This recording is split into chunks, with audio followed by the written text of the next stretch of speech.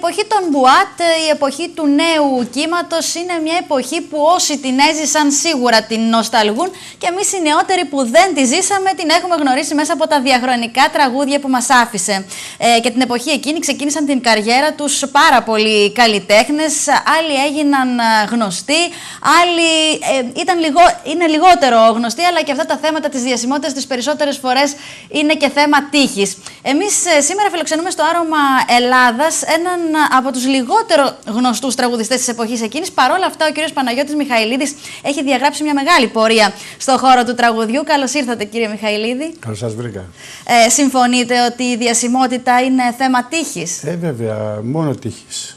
Μόνο τύχης, λέτε. Αυτά που λένε για κυκλώματα και για αυτά δεν υφίστανται. Δεν ισχύουν, όχι. Για μένα, δεν ξέρω οι άλλοι πώς θα βλέπουν και τι. Εγώ δεν διαπίστωσα κάτι τέτοιο. Κάτι που συζητούσαμε πριν, έτσι, και να το πούμε και μπροστά στις κάμερες, δεν πειράζει, είναι ότι πάρα πολλοί καλλιτέχνες, και δεν το έχω συζητήσει, δεν το συζητάω μόνο μαζί σας αυτό, το έχω συζητήσει με πολλούς καλεσμένους μέσα από τον καλλιτεχνικό χώρο, που βρίσκονται στον καλλιτεχνικό χώρο για πολλά χρόνια, είναι ότι δεν παραδέχονται οι καλλιτέχνες συνήθως από πού ξεκίνησαν. Και αυτό είναι πάρα πολύ άσχημο. Είναι δικό τους θέμα όμως. Δεν μπορούμε να κάνουμε κάτι εμείς, γιατί να το θίξουμε κιόλας. Νομίζω οι ιδέες τους είναι αυτές. Αυτό κάνουν, αυτό έχουν στο μυαλό τους. Τι μπορούμε να κάνουμε εμείς? Δεν δείχνει αυτό κόμπλεξ? Δηλαδή να ξεχάσουμε από πού ξεκινήσαμε, δεν έχει μια δόση κόμπλεξ μέσα αυτό? Όχι, πολύ ήδη κόμπλεξ, όχι λίγο. Αλλά έτσι θέλουν να το αισθάνονται. Τι να κάνουν. Και πολλοί τραγουδιστές, γνωστοί τραγουδιστές, πολύ μεγάλα ονόματα, ξεκίνησαν από τα χωριά τους, ξεκίνησαν από πανηγύρια. Μα όλοι από κάπου πρέπει να ξεκινήσουν. Ναι, δεν γινόταν αλλιώς. Οι εποχές ήταν δύσκολες τότε. Εμείς φτωχοί άνθρωποι όλοι.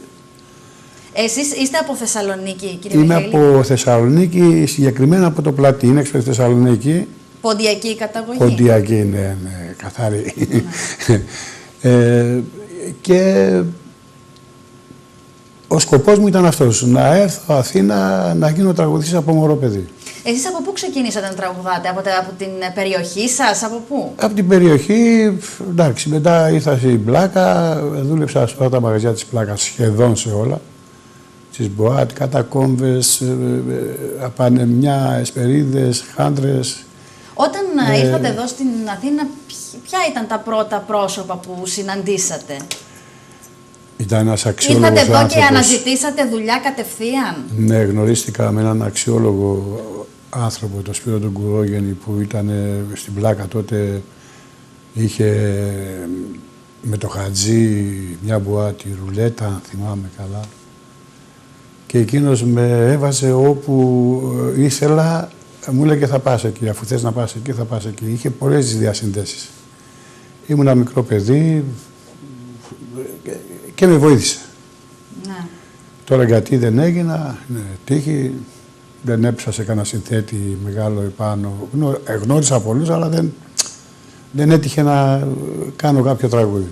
Εγώ θεωρώ ότι η διασημότητα είναι κατά κύριο λόγο έχει να κάνει τύχη στο αν θα γίνει κάποιος διάσημος. Βεβαίως. Και όμως η προσωπικότητά του. Γιατί κάποια πράγματα, όλες αυτές οι δουλειές που κάνουμε εμείς, γιατί ξέρετε και αυτό που είμαι εγώ τώρα που είμαι παρουσιάστρια δεν απέχει πολύ.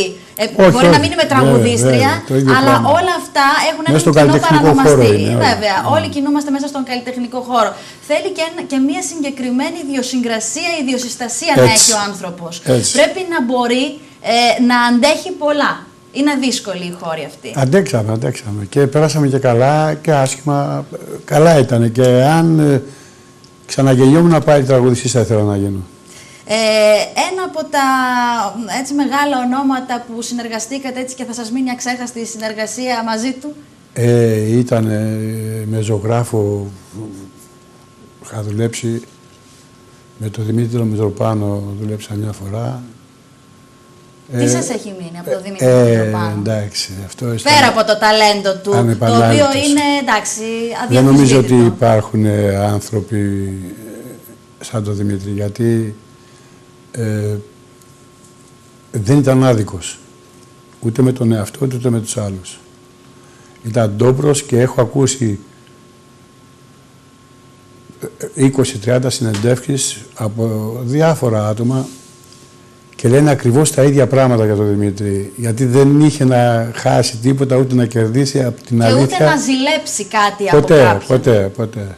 Είδατε λοιπόν, κύριε Μιχαηλίδη, ότι όταν ένας άνθρωπος, ένας καλλιτέχνης έχει αξία, δεν έχει προβλήματα, δεν έχει κόμπλεξ, δεν έχει θέματα, δηλαδή να παραδεχτεί από πού ξεκίνησε, ποιοι τον βοήθησαν, ποιοι ήταν κοντά του, να βοηθήσει άλλους νέους ανθρώπους. Είναι από τους λίγους που τα έλεγε όμως. Είναι πολύ λίγοι οι άνθρωποι που τα λέγανε και αυτό ήταν ο μοναδικός. Επειδή τον αγάπαγα και πολύ, μπορεί να είναι και λίγο παραπάνω αυτά που θα πω, αλλά του αξίζανε και του αξίζουν. Γιατί αυτοί οι άνθρωποι δεν πεθαίνουν. Εσάς, κύριε Μιχαηλίδη, το κύριο επάγγελμά σας ήταν τραγουδιστής όταν ήρθατε εδώ Αθήνα. Ναι, με το τραγούδι ασχολήθηκα καθαρά. Δηλαδή, όταν έφυγα από το χωριό, ήρθα και ασχολήθηκα καθαρά με το τραγούδι. Ναι. Υπήρχε ένας άνθρωπος που με βοήθησε και από εκεί, ένας μάνατζερ που... και μπήκα κατευθείαν στη δουλειά. Τώρα, είχατε κάποιον στην οικογένεια που τραγουδούσε, δηλαδή πώς ξεκίνησε όλη αυτή η αγάπη για το τραγούδι? Ναι, δεν ακούγατε τραγούδια, δηλαδή από μόνο σας? μας όλοι τραγουδάγαμε, όλοι. Είστε καλοί. Και μου είπανε ότι ο παππούς μας ήταν έτσι. Τώρα δεν ξέρω. Δεν τον γνωρίσατε τον παππού, για να έχετε άποψη? Από τη Μικρασία τότε που ήρθαν από τον Πόντο, όχι. Εγώ γεννήθηκα εδώ μεγάλωσα. Έχουμε και μια καινούργια δισκογραφική δουλειά, την οποία... Έτσι, για να ακούσουμε και ένα τραγούδι, να πάμε σε τραγούδι, ποιοι την υπογράφουν? Είναι ο Ηλίας ο Τριφωνίδης. Είναι ο Ηλίας ο Τριφωνίδης. Τώρα τι τραγούδια είναι αυτά, γιατί δεν τα άκουσα. Είναι λαϊκό, καθαρά και επιμένουμε εκεί εμείς. Τι να κάνουμε, εκεί ήμασταν, εκεί επιμένουμε. Ναι, βέβαια το νέο κύμα δεν ήταν ακριβώς εκεί, ήταν σε ένα άλλο Εγώ στυλ. νομίζω ότι και το νέο κύμα ήταν λαϊκό τραγούδι, απλά του δώσαν όνομα διαφορετικό για να κερδίσουν τον κόσμο και το πετύχανε. Ωραία. Ποιο είναι το πρώτο τραγούδι που θα ακούσουμε από την καινούργια σας δισκογραφική δουλειά? Θα βρω τον εαυτό μου. Θα βρω τον εαυτό μου. Πολύ ωραίος τίτλος. Ναι. Όλοι πρέπει να βρίσκουμε κατά καιρούς τον εαυτό Κάποια μας. στιγμή. Γιατί τον χάνουμε. Έτσι. Με όλα αυτά που συμβαίνουν. Λοιπόν, πάμε να ακούσουμε το τραγούδι. Ωραία. Και αμέσως μετά συνεχίζουμε. Ωραία.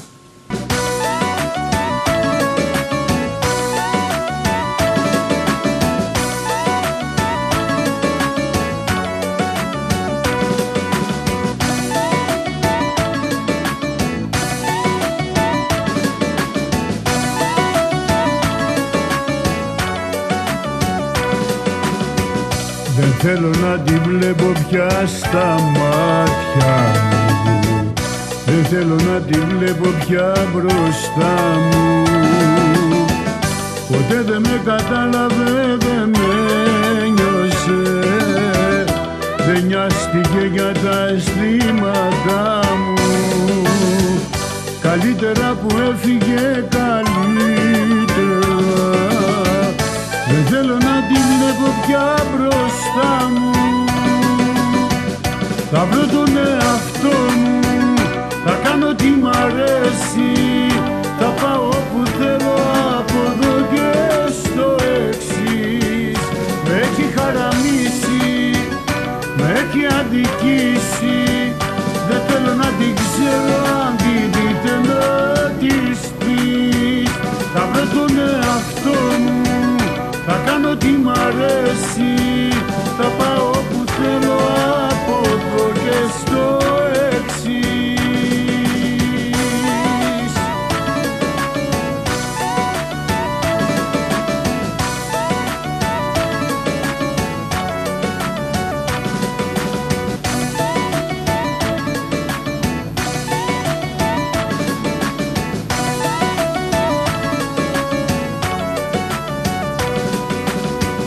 Την είδα χέρι-χέρι μ' άλλο αίσθημα, την είδα να περνάει από μπροστά μου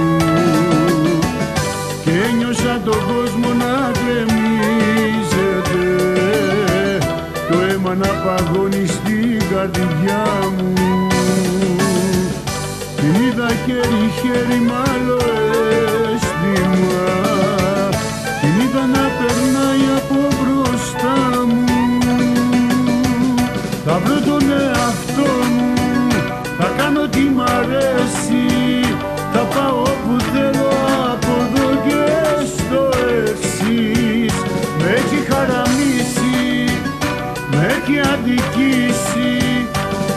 να την ξέρω, αν την δείτε να της πεις.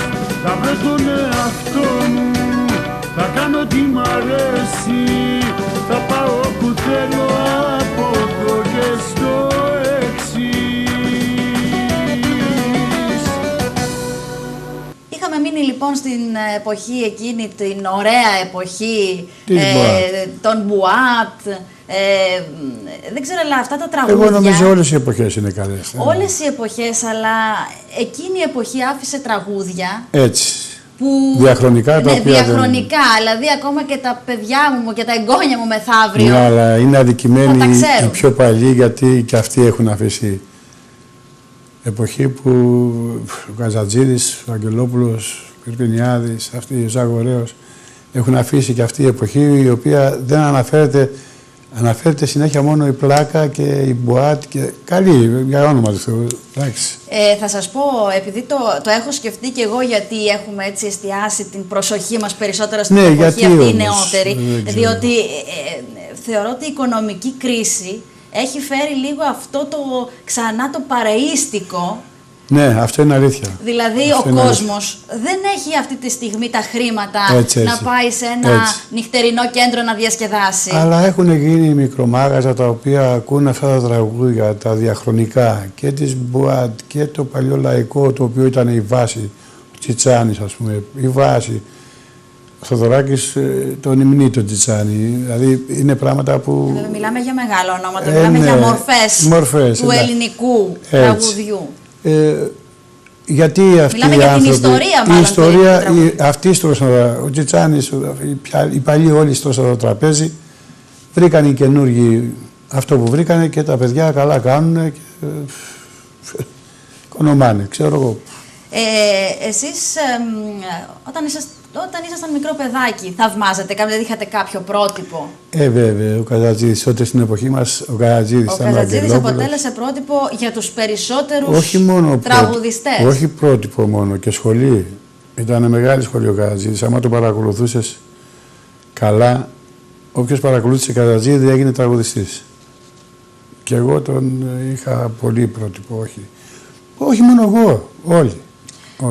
Βέβαια και εγώ είμαι της άποψης, πάντα θα μένουμε στους παλιούς και πάντα θα υμνούμε και θα τους μνημονεύουμε, αλλά θεωρώ ότι και τώρα στην Ελλάδα υπάρχουν μεγάλες φωνές. Βεβαίως. Δηλαδή πάντα η χώρα μας έβγαζε μεγάλους καλλιτέχνες. Ένα λυπηρό είναι ότι σταματήσαν οι συνθέτες να γράφουν οι μεγάλοι και αυτά. Ευτυχώς ο Ηλίας δεν το βάλε κάτω και δεν το βάλε κάτω και ακόμα αγωνίζεται για το λαϊκό τραγούδι. Θεωρώ ότι η κρίση, κύριε Μιχαηλίδη, μπορεί να έχει φέρει όλα αυτά τα άσχημα που έχει φέρει. Από εκεί και ύστερα όμως και η τέχνη παίζει τον δικό της ρόλο μέσα σε εποχές κρίσης. Ό,τι κρίση και αν υπάρχει, το τραγούδι θα είναι μπροστά πάντα. Μα είναι δυνατόν. Έτσι. Θα είναι μπροστά, γιατί με αυτό περνάει και στον πόλεμο τον πόνο του, με αυτό τη χαρά του. Που εμψύχωνε τους φαντάρους. Μα είναι δυνατόν. Η καλύτερη, αυτή, ναι, καλύτερη. Δεν υπήρχε εποχή που να μην έχει τα δικά της χαρίσματα. Όλες οι εποχές και τώρα τα παιδιά, μια χαρά είναι τα παιδιά, τι τραγουδάνε, καλές φωνές. Άμα παίρναν τραγούδια μεγάλα, δεν θα ήταν πιο μεγάλη. Αν ζούσαν σε μια εποχή, στην εποχή του Τσιτσάνη, είναι δυνατόν. Είναι δυνατόν να μην ήταν τα παιδιά. Μια χαρά φωνές είναι όλοι, μια χαρά τα παιδιά. Μα εγώ το χαίρομαι πάρα πολύ. Βέβαια δεν ξέρω αν είστε και υπέρ των reality που πηγαίνουν τα παιδιά. Γιατί και εκεί μπορεί ένα παιδί με πάρα πολύ καλή φωνή. Ναι, έχει κάτι φωνές εκεί πέρα. Να απογοητευτεί. Δηλαδή εκεί έχω μια ένσταση στο γεγονός ότι δεν είναι όλα και τόσο. Δηλαδή μπορεί να από μια στιγμή να κρυθεί το μέλλον σου. Εντάξει, είναι και πώς το βλέπει ο καθένας. Τρώνε εκεί πέρα. Αν τώρα ήσασταν νέος και ξεκινούσατε την καριέρα σας και είχατε μια καλή φωνή όπως έχετε, θα πηγαίνατε σε ένα reality να δοκιμάσετε τις δυνατότητές σας? Τώρα με το μυαλό που έχω δεν θα πήγαινα. Έτσι. Αλλά τότε, αν είχε, δεν ξέρω τι θα έκανα. Γιατί και τότε είχε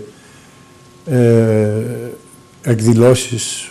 Είχα πάει σε πολλές με τον Κώστα τον Βενετσάνο, είχα πάει σε σε πράγματα που είχαμε... Τον γνωστό τον Κώστα. Τον γνωστό, τον Βενετσιάνο, τον γνωστό. Τον αγαπημένο μας. Ναι, είναι πάρα πολύ καλός. Στο Άρωμα Ελλάδας και δεν ξέρω γιατί έχει χαθεί. Ναι, είναι πάρα πολύ καλός ο Κώστας. Βοηθούσε και αυτός όλο τον κόσμο, Και τα παιδιά τα νέα και εντάξει, ίσως πήγαινα, δεν ξέρω τότε, ίσως πήγαινα. Εγώ σας λέω, η μόνη ένσταση που έχω σε αυτά τα θέματα, στα reality, είναι ότι πηγαίνουν νέοι άνθρωποι, οι οποίοι μπορεί πραγματικά να έχουν πολλά προσόντα και ή να μην κρυθούν εκείνη τη στιγμή, ώστε να βρεθούν σε μια κακή αυτό στιγμή. Αυτό ακριβώς και οι γονείς απογοητεύονται, ναι. Γιατί βλέπω τους γονείς χοροπηδάνε πίσω από τα αυτά. Πάντως ακούμε ωραίες, καλές φωνές. Για όνομα του Θεού, δηλαδή, πραγματικά, αυτά τα παιδιά όμως να απογοητεύονται. Αυτά τα έχουν αναδείξει φωνές. Ίσως τα κοροϊδεύουν, ίσως τα αφήνουν στην αφάνεια και σε 1-2 μήνες ψάχνουν τι θα κάνουν μετά. Είναι δύσκολο, είναι πολύ δύσκολο άμα δεν περάσει κάπου. Εμείς είχαμε μαγαζιά, πηγαίναμε, δουλεύαμε, είχαμε το μεροκάματό μας, μπορούσαμε, ζούσαμε. Τα παιδιά αυτά τώρα πού μπορούν να πάνε, δεν υπάρχουν μαγαζιά, κλείσαν τα μαγαζιά όλα, είναι 5-6 μεγάλα, 10 και τα υπόλοιπα είναι τίποτα. Απ' την άλλη όμως δεν μπορεί και ένας άνθρωπος ο οποίος έχει καλή φωνή, καταλαβαίνω τι λέτε, ότι δεν είναι πια επάγγελμα το τραγούδι σε καμία περίπτωση, είναι για πολύ λίγους μάλλον. Πιο πολύ. Ναι, τώρα είναι χόμπι πιο πολύ, αλλά και ένας άνθρωπος ο οποίος έχει καλή φωνή, πρέπει να το αφήσει αυτό, να μην το καλλιεργήσει. Όχι, δεν πρέπει να το αφήσει, αλλά η απογοήτευση είναι μεγάλη. Όταν ξέρεις ότι είσαι καλός και δεν μπορείς να περάσεις κάπου, απογοητεύεσαι, γκρεμίζεται ο κόσμος μπροστά σου. Γι' αυτό έχουμε χάσει και όλους τους νέους επιστήμονες και από την Ελλάδα. Είναι η αδικία. Γιατί δεν μπορούμε στη χώρα μας να κάνουμε αυτά που πρέπει. Όμως δεν θα μπορούν και όλοι να γίνουν φίρμες. Μα από παλιά συνέβαινε αυτό, κύριε Μιχαήλη. Δηλαδή και τότε στην δική σας εποχή. Έτσι ακριβώς. Δεν βγήκαν όλοι, δεν έγιναν όλοι μεγάλα ονόματα. Όχι, δεν έγιναν όλοι μεγάλα ονόματα, αλλά μπορούσαν να επιβιώσουν. Υπήρχαν μαγαζιά που δουλεύαμε, είχαμε μεροκάματο. Αυτά τα παιδιά, το ξανάπα, δεν έχουν μεροκάματο. Πού να πάνε να δουλέψουν. Δεν έχει μαγαζιά ανοιχτά, έχουν κλείσει τα μαγαζιά. Λοιπόν, η κρίση βέβαια. Ναι. Αυτό. Τελειώνει εκείνη η εποχή, η καλή με τις μπουάτ, αυτή η εποχή του νέου κύματος και μετά εσείς πού κατευθύνεστε? Πήγα σε ένα μαγαζάκι στο Σαμπελόκηπο, σαν τραγουδιστής και παρόλα που ήμουν μικρός, είδα ότι μπορεί να δουλέψει το μαγάζι. Το άφησε αυτός που το είχε και το πήρα εγώ. Έγινε το στέκι της Αθήνας. Εντάξει. Άλλοι είχαν τη γνώμη διαφορετική.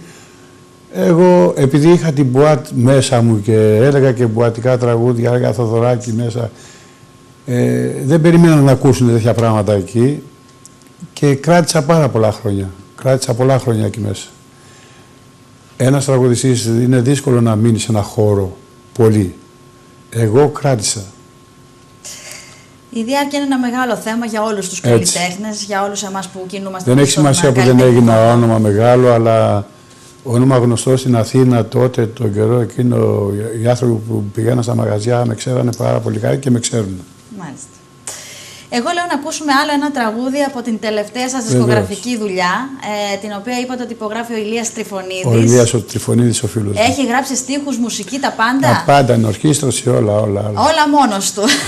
Ακόμα και στο remix μόνος του ήταν. Τώρα όμως γιατί είστε μόνος σας, έπρεπε να είναι και αυτός μέσα εδώ στο πλατό. Άμα θελήσει να έρθει να μας πει δύο κουβέντες, βεβαίως, γιατί όχι. Μα δεν πρέπει να. Εγώ έχω πει ότι οι δημιουργοί δεν πρέπει να κρύβονται. Να βγαίνουν, έτσι να ακριβώς. Μιλάνε. Δεν είναι μόνο οι τραγουδιστές. Έτσι ακριβώς. Και ο δημιουργός έχει το δικό του μερίδιο σε μια δουλειά. Μπορεί ο Ηλίας να έρθει να. Ό,τι θέλει. Δεν πιέζουμε κανέναν. Να ακούσουμε το τραγούδι το οποίο έχει τίτλο Όταν ο άντρας. Όταν ο άντρας αγαπάει. Εντωμεταξύ τα τραγούδια σας έχουν πολύ ωραίους τίτλους. Ναι, και τίτλους. Πολύ ωραίους τίτλους. Και μουσική. Δεν θέλω να πω για την ερμηνεία γιατί θα.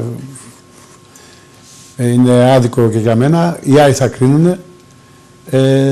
Είναι μια καλή δουλειά, λαϊκή δουλειά που λείπει αυτή τη στιγμή από την Ελλάδα. Την έχουν, είπαμε τα παιδιά είναι καλά, αλλά τα τραγούδια είναι διαφορετικά, δεν είναι αυτά τα τραγούδια που πιστεύω ότι κάτι θα γίνει με αυτό το CD. Πάντως όταν ένας άνδρας αγαπάει, δεν ξέρω αν συμφωνείτε κι εσείς, ναι, μπορεί να κάνει τα σε όλη τη ζωή. Όχι, μπορεί να κάνει τα πάντα. Έχει τεράστιες δυνάμεις ένας άνδρας όταν αγαπάει μια γυναίκα. Μπορεί να φέρει τα πάνω κάτω. Τα πάνω κάτω, εντάξει. Λοιπόν, για να ακούσω όμως τι λέει, να ακούσουμε τι λέει και ο Ηλίας ο Τριφωνίδης, τι στίχο έχει γράψει το συγκεκριμένο τραγούδι. Είναι πολύ περίεργη να το ακούσω. Πάμε να το ακούσουμε.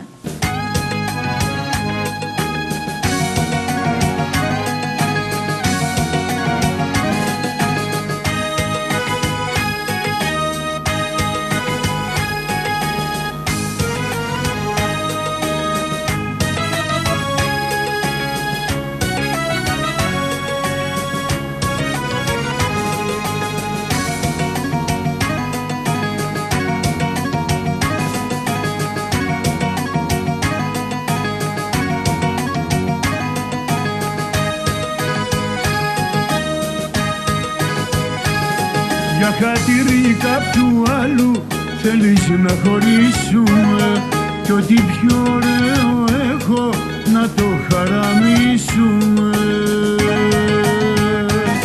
Μου ζητάς να σε ξεχάσω, να μην νοιάζομαι για σένα κι απορώ πως το αντέχεις να το λες αυτό σε μένα.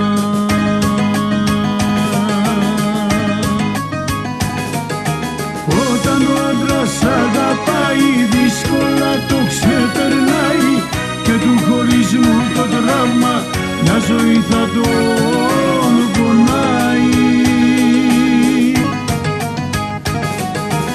Όταν ο άντρας αγαπάει δύσκολα το ξεπερνάει μες στο ψέμα το καημό του θα το κρύβει, θα γελάει. Όταν ο άντρας αγαπάει.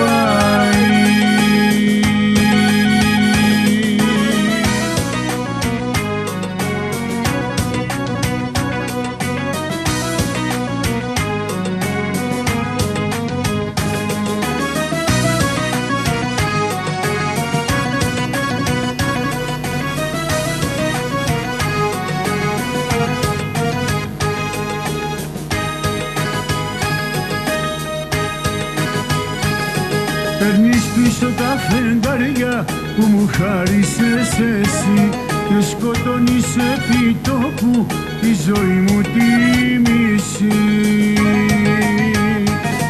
Μου πετάς ένα αντίο και μου λες θα σε ξεχάσω με την πρώτη ευκαιρία μόλις άλλη αγκαλιάσω.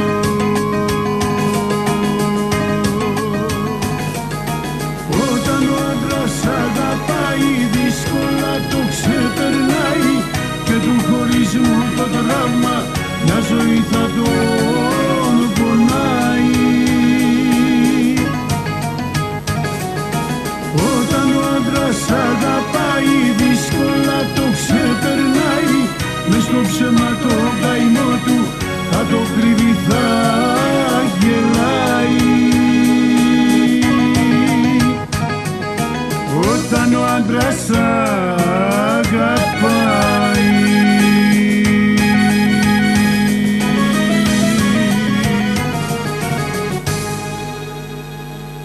Πάντως κύριε Μιχαηλίδη, θεωρώ ότι δεν είναι τυχαίο που αυτή τη στιγμή πολύ μεγάλα ονόματα της μουσικής σκηνής έχουν τη δική σας καταγωγή. Πάρα πολύ. Έχετε βγάλει πολύ ωραίες φωνές. Όλοι. Και η Μαρινέλα και ο Καζατζίδης και εγώ λέω και για τους νεότερους. Και οι νεότεροι. Έχουμε και νεότερους πολλούς. Ναι. Έχουμε και πολλούς. Αλλά τα παιδιά όλα έτσι ξεκινήσαν κι αυτοί. Από τη φτώχεια, γιατί οι πλούσιοι δεν μπορούν να τραγουδήσουν λαϊκό τραγούδι, δεν το είχαν ανάγκη. Εμείς το είχαμε ανάγκη και εμείς περνάγαμε καλά με αυτό. Μα δεν είναι και κακό δηλαδή το να παραδεχτεί κάποιος ότι ήταν από μια φτωχή οικογένεια. Γιατί, ναι. Εγώ δεν νομίζω ότι ήμασταν φτωχοί. Ίσα που κάποιοι άνθρωποι κατάφεραν εγώ θα σας πω κάτι.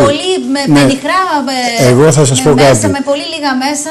Εμείς ζούσαμε, αν υπάρχει παράδεισο, μέσα στον παράδεισο, μέσα στα δέντρα, μέσα στα φρούτα, μέσα στη φύση, και νομίζαμε ότι ήμασταν φτωχοί. Γιατί δεν είχαμε χρήματα στα χέρια μας. Εμείς τώρα τι να πούμε που ζούμε στο κέντρο της Αθήνας. Και φύγαμε όλοι από τον τόπο μας και εντάξει. Και τώρα βιώνουμε τη φτώχεια. Και τώρα βιώνουμε την πραγματική φτώχεια. Έτσι. Πιστεύω οι Έλληνες δεν είμαστε λαός που. Είμαστε πλούσιοι στην ψυχή. Με ένα κρεμμύδι και ένα κιλό κρασί κάνουμε παρέα και γλεντάμε. Δεν μπορεί να μας σταματήσουν. Αυτά βλέπουν οι δανειστές. Δεν πειράζει. Ας κόβουν. Δεν μας κάνουν τίποτα. Δεν μπορούν. Δεν μπορούν. Το λένε όλοι οι καλεσμένοι που έρχονται εδώ, κύριε Μιχαηλίδη. Είναι αισιόδοξοι. Έχουμε ένα λαό. Χαίρομαι πολύ γι' αυτό. Έχουμε ένα λαό που, άμα σκεφτείτε ότι τώρα αυτή τη στιγμή ο μισός πληθυσμός ταΐζει τον άλλο μισό και δεν έχει γίνει η Αργεντινή, αυτός είναι ο λόγος. Γιατί ο κόσμος βοηθάει ο ένας τον άλλον. Όπως με βοήθησε ο Ηλίας ο Τριφωνίδης εμένα τώρα. Μιλάτε με πολύ αγάπη για αυτόν τον άνθρωπο. Είμαστε πολλά χρόνια φίλοι. Όταν λέτε πολλά. Πολλά. Εντάξει. Ξεχάσαμε. Δηλαδή σας έχει ζήσει σε όλες τις καλλιτεχνικές σας στιγμές. Σχεδόν σε όλα. Ήταν η πρώτη συνεργασία που κάνατε μαζί. Έχουμε κάνει κι άλλη. Ή σας έχει γράψει κι άλλα τραγούδια. Ναι, έχουμε κάνει κι άλλη συνεργασία. Εντάξει. Αυτή η τελευταία τώρα πώς προέκυψε? Αυτή προέκυψε τελείως τυχαία. Έλα από το σπίτι, σε θέλω. Σπίτι μου βάζει τα τραγούδια. Τα είχε έτοιμα τα τραγούδια. Σχεδόν. Μόλις βάζει τα τραγούδια, του λέω πώς θα κάνουμε να κάνουμε και ένα τραγούδι για Θεσσαλονίκη. Το ζήτησα να το κάνει και μου έκανε ένα τραγούδι, Θεσσαλονίκη αγάπη μου, που πιστεύω ότι θα αρέσει, τουλάχιστον στους Θεσσαλονικείς. Ναι, μας βλέπουν και από Θεσσαλονίκη, βλέπουν το άρωμα Ελλάδας. Θα το ακούσουμε αυτό το τραγούδι, το έχω αφήσει για το τέλος. Ναι, γιατί να μην το ακούσουμε, είναι καλό. Είναι από τα καλά. Και ό,τι γράφτηκε για Θεσσαλονίκη έγινε σουξέ, γιατί οι Θεσσαλονικείς αγαπάνε πολύ τον τόπο τους. Πολύ. Δεν είναι κακό. Νομίζω ότι η επαρχία γενικά. Όχι, είναι πιο υπερβολική στην αγάπη. Είστε γενικά πιο υπερβολικοί, πιο ζεστοί άνθρωποι και πιο υπερβολικοί στην αγάπη, όχι μόνο για τον τόπο σας. Εντάξει, έτσι είναι. Έτσι είναι, γιατί έχουμε άλλο, δεν ξέρω. Έχει καλή φιλοξενία η Θεσσαλονίκη. Γενικά η Βόρεια Ελλάδα. Αυτό ήθελα όλη να η πω. Βόρεια Ελλάδα έχει καλή φιλοξενία. Ακόμα έχει ανθρώπους καλούς. Και εδώ έχει, αλλά εκεί είναι πιο πολύ το ποσοστό. Αυτό είναι. Και εδώ έχει. Και έχετε και πολύ ωραία κουζίνα και γλυκά, έχω να πω εγώ. Ναι. Αυτά τις καλύτερες συνταγές για γλυκά τις έχω από συναδέλφους, έτσι. Από το σχολείο, με καταγωγές από τα μέρη. Λες την αλήθεια. Πολύ ωραία γλυκά και θεωρώ ότι είναι πολύ καλύτερη. Και τα φαγητά. Καλά, η πρώτη κουζίνα για μένα είναι της Κρήτης, η κρητική κουζίνα. Για τα δικά μου δεδομένα. Η Κρήτη έχουμε καλή κουζίνα, αλλά και εμείς έχουμε την πολιτική. Είναι η Θεσσαλονίκη, ακολουθεί. Έτσι, ας με συγχωρέσουν, έτσι βάζω μια μικρή, είναι προσωπική άποψη. Εγώ δεν το συγκρίνω έτσι. Ναι. Είναι γιατί και η Θεσσαλονίκη. Έχω φάει και στην Κρήτη, ξέρω από τη Θεσσαλονίκη. Είναι η Θεσσαλονίκη, λοιπόν. Θεωρώ ότι έχετε πολύ καλύτερα γλυκά εσείς. Ναι. Τα γλυκά σας είναι πολύ δυνατά. Πολλά. Τα τσίπουρά μας είναι πιο δυνατά. Εγώ ως Κεφαλονίτισσα δεν αγαπώ ιδιαίτερα την ανατολίτικη κουζίνα που είναι πάρα πολύ βαριά με μπαχαρικά. Αυτά είναι δεν βαριά, τα μπορώ. Ναι, είναι βαριά η ανατολίτικη κουζίνα για τα δικά μου δεδομένα. Αλλά η Κρήτη και η Θεσσαλονίκη θεωρώ ότι έχουν τα πρωτεία σε φαγητά και γλυκά. Λοιπόν, κάνατε κάποιο δικό σας μαγαζί μετά, κάποιο νυχτερινό κέντρο? Έκανα εκεί στον τόπο μου ένα μαγαζί μεγάλο. Εντάξει, δεν βοηθήθηκα αρκετά, αλλά δεν πειράζει, έτσι είναι. Και εκεί οι φτωχοί άνθρωποι όλοι. Ήταν λάθος επιλογή δική μου. Ήταν τεράστια. Όλοι κάνουμε λάθος επιλογές στη ζωή μας κάποια στιγμή. Τεράστιο λάθος. Επενδύσατε δηλαδή κάποια χρήματα τα οποία δεν σας απέφεραν αυτά που έπρεπε. Και το πλήρωσα άσχημα. Ναι. Αλλά δεν πειράζει. Έτσι είναι η ζωή. Έχει γυρίσει. Είχατε κι άλλους μέσα καλλιτέχνες που τραγουδούσαν? Βέβαια. Ο Αυγερινός, αυτός που. Ο Χρήστος Αυγερινός για τα μάτια του κόσμου. Και όλες οι φίρμες περάσανε. Όλοι ήρθανε από το μαγαζί, αλλά δεν πήγα καλά. Μετά από αυτό το μαγαζί? Μετά από αυτό το μαγαζί ξαναγύρισα στην Αθήνα, ξανασχολήθηκα με τη δουλειά, πήγα σε διάφορα μαγαζιά, δούλεψα, εντάξει, καλά ήταν.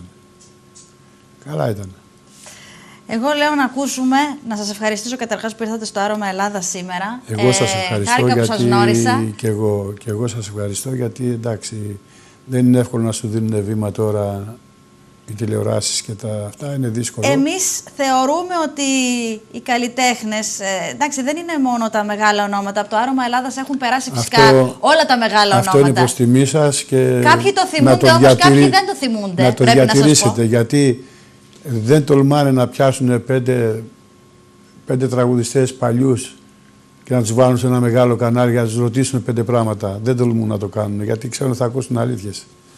Και δεν τολμάνε. Εμείς δεν έχουμε τέτοια προβλήματα. Εμείς θεωρούμε ότι όλοι έχετε προσφέρει κάτι στον χώρο αυτό. Τώρα από εκεί και ύστερα, αν κάποιος έγινε μεγαλύτερο όνομα, μέτριο όνομα, μικρότερο όνομα, αυτά δεν μας απασχολούν. Εγώ είναι εγωιστικό αυτό που θα πω, αλλά όποιον και να βάλεις δίπλα μου στο μαγαζί, πρώτα εγώ θα γέμιζα και μετά, άμα με ξέρανε, όπως δούλευα στο μαγαζί, πρώτα εγώ θα γέμιζα και μετά αυτός, όποια φίρμα και αν ήταν. Εγωιστικό είναι. Δεν είναι θέμα εγωισμού, πολλές φορές είναι και η πραγματικότητα. Ξαναλέω ότι από το Άρωμα Ελλάδας έχουν περάσει πολύ μεγάλα ονόματα, αλλά και οι άνθρωποι όλοι που έχουν προσφέρει κάτι πρέπει να προβάλλουμε αυτό που έχουν προσφέρει. Είναι προς τιμή σας. Ειλικρινά σας από εκεί το και λέω. ύστερα, εγώ έτσι θα δουλεύω, όσα χρόνια και αν μείνω στην τηλεόραση. Διότι εγώ προσωπικά, σαν ένα κορκού, δεν έχω κόμπλεξ όπως έχουν κάποιοι άλλοι. Εγώ δεν κομπλεξάρομαι. Με τον ίδιο τρόπο αντιμετωπίζω έναν άνθρωπο ο οποίος έχει πολύ μεγάλη αναγνωρισιμότητα, με τον ίδιο σεβασμό όμως θα αντιμετωπίσω και εσάς που έχετε διαγράψει τη δική σας πορεία στο τραγούδι. Γιατί περάσαμε τα ίδια πράγματα, απλά δεν έγινε ένα σουξέ. Και εγώ μπορεί αυτή τη στιγμή να μην είμαι σε ένα μεγάλο κανάλι, δεν έχει σημασία. Αυτό όμως δεν δείχνει, την αξία κάποιου ανθρώπου. Δεν δείχνει την αξία αυτό κάποιου ανθρώπου. Να ακούσουμε αυτό το ωραίο τραγούδι για τη Θεσσαλονίκη και να κλείσουμε. Και αφιερωμένο σε όλη τη Θεσσαλονίκη. Αφιερωμένο λοιπόν στη Θεσσαλονίκη, να στείλουμε τα φιλιά μας και την αγάπη μας σε όλη τη Βόρεια Ελλάδα που παρακολουθεί Άρωμα Ελλάδας. Σας ευχαριστούμε πολύ που ήρθατε. Και εγώ ευχαριστώ. Να είστε καλά. Λοιπόν, πάμε στο τραγούδι.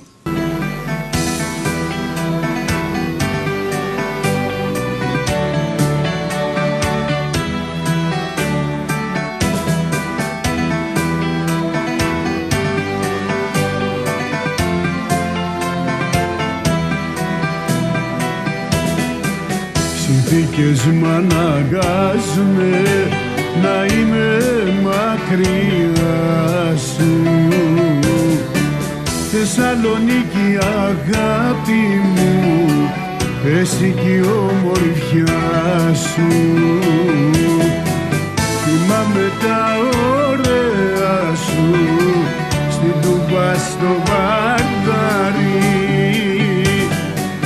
και όπου και να βρίσκομαι μιλάω με καμάρι. Θεσσαλονίκη αγάπη μου, στιγμή δεν σε ξεχνάω. Μου λείπουν τα βιώματα και δύσκολα περνάω. Στα στέκια που μεγάλωσα και τόσο λαχταράω. Θεσσαλονίκη αγάπη μου, στιγμή δεν σε ξεχνάω.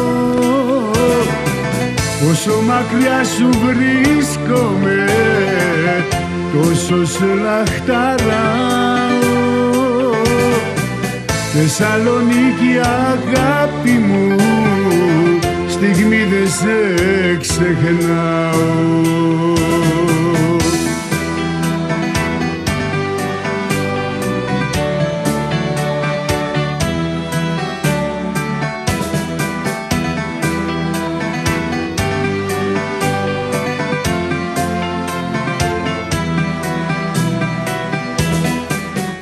Στέκια που μεγάλωσα μου λείπουν και λυπάμαι, και συνεχώς οι θύμησες στα πλάνα τους με πάνε. Συνθήκες μ' αναγκάζουνε να είμαι μακριά σου, και όλο κάνω να ξαναρθώ κοντά σου. Θεσσαλονίκη αγάπη μου, στιγμή δεν σε ξεχνάω. λείπουν τα βιώματα και δύσκολα περνάω στα στέκια που μεγάλωσα και τόσο λαχταράω. Θεσσαλονίκη αγάπη μου, στιγμή δεν σε ξεχνάω. Όσο μακριά σου βρίσκομαι, τόσο σε λαχταράω. Θεσσαλονίκη αγάπη μου, στιγμή δεν σε ξεχνάω.